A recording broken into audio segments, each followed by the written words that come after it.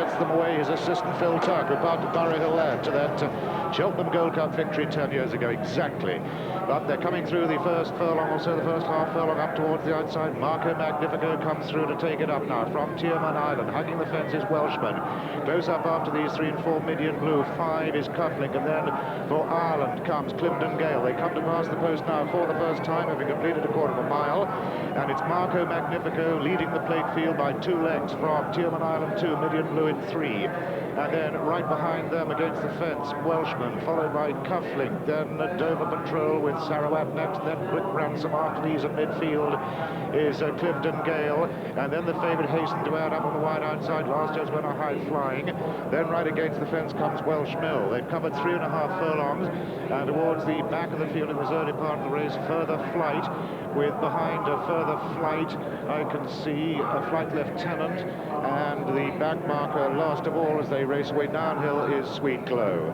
So back to the leaders then, and still making it is Marco Magnifico, almost by 2 from Tioman Island, and then after those 2 Welshmen still very prominent, making a bit of ground again up towards the leaders on the outside.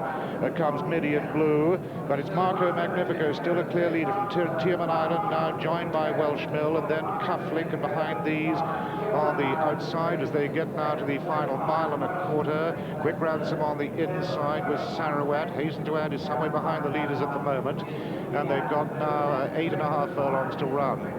Towards the back, still Flight Lieutenant, and Morley Street is now right at the back too.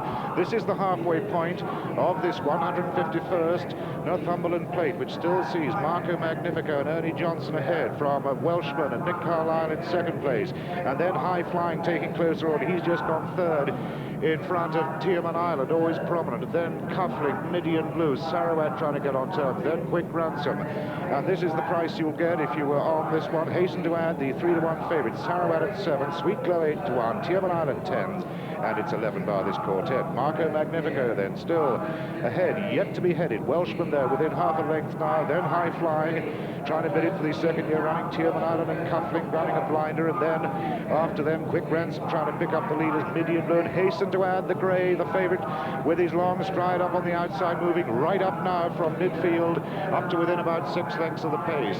They're spinning off the final bend now. They've only got half a mile to go, and the cheers are up from this mammoth Geordie crowd as they enter the straight and run on now to the final 3 pole.